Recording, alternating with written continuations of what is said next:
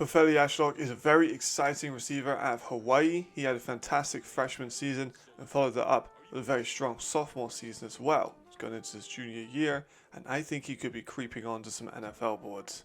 Looking into the pre-tape as we do, Ashlock is standing at 6'2" at receiver, but he plays primarily in the slot, which is well above the average size for the position. He's listed at 185. I think we'll get into it in a minute.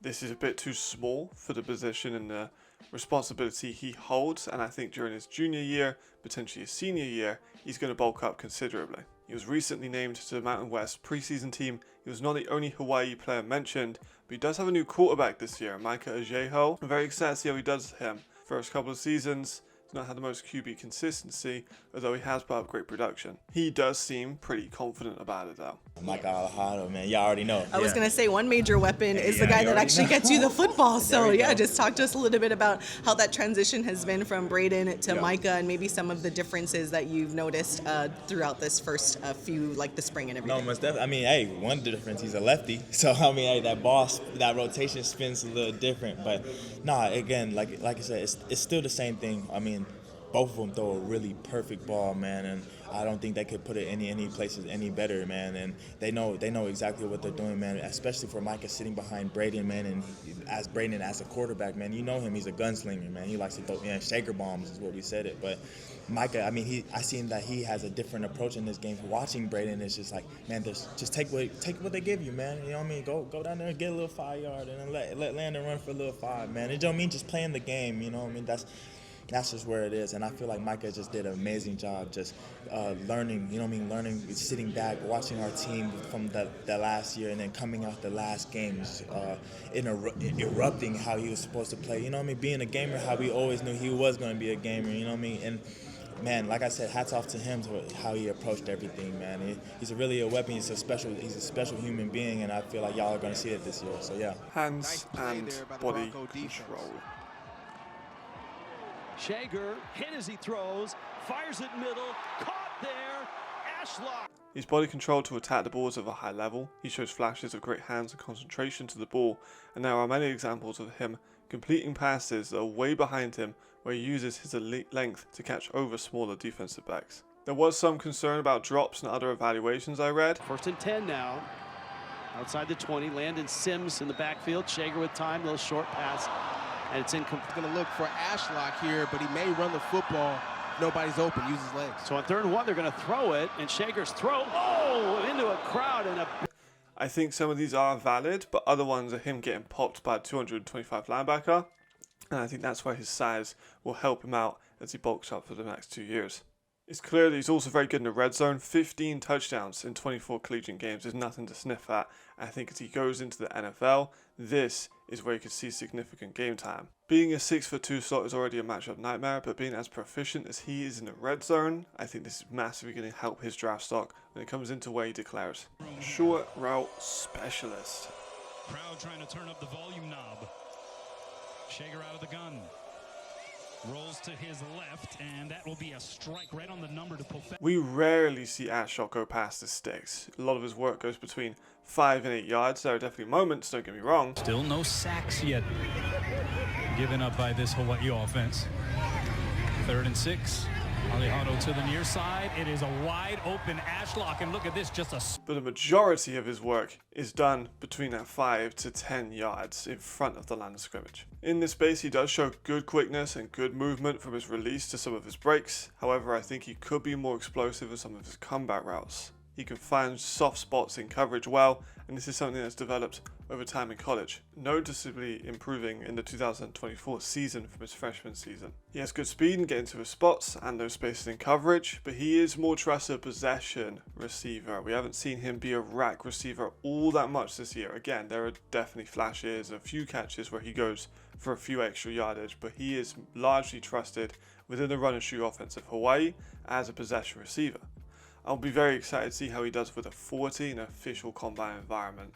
Not exactly sure. Like, he is a bigger, but he's also a slimmer guy. I think he probably is looking to try to get into that 4-4 range. I think he's the type of player that needs to be invited to the combine when it does happen, and inevitably when he declares for the NFL draft. And I think that could not make or break his draft stock, but could definitely increase it or decline it. Because if a slot runs anything past a 4.6, they're probably not getting drafted. But if he runs a 4.3, 4.4, 6'2", maybe gets up to 190, 195 pounds, he's definitely gonna be looking at an attractive option. Consistency. Richard, sophomore from Euless, Texas. Ashlock plays some snaps a lot more intense than he does other snaps. Very obvious to see when he is the primary read on a play. When he is, the routes are ran smooth, they're ran clean, there goes some trickery, there's some nice release burst out of there. But when he's not, it's a completely different story. He doesn't nearly have that same pop, and he is not elite at creating space when it comes to him not getting the ball. Creating separation on physical corners and bigger linebackers is already something he kind of struggles with. I think that does somewhat come to his frame, but I think this is definitely going to be an aspect that he needs to improve on if he has hopes for the NFL, because every single corner is going to be able to put hands on him. If a DB has particularly stabbing hands, they can move him off of his route early, they can move him off the line of release. He's not the best off of press coverage, his routes get deferred and it can mess with timings. I think he does need to improve on this. In a scramble drill as well, very obvious to see that he's not exactly the most active in this area, and with Micah coming in as more of a mobile quarterback, I think this is something he's going to have to improve on if he wants to get more targets. I think he will. I definitely think he's going to take this into consideration. Like I said, last couple of years in Hawaii, not the best quarterback consistency. This year he has a lefty, which is a little bit different. He also has a mobile guy, which is a little bit different.